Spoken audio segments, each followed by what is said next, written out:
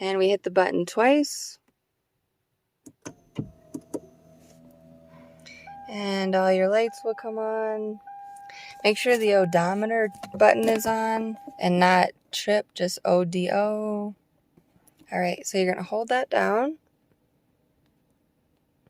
Hold, hold, hold. And then we're going to come and shut the vehicle off.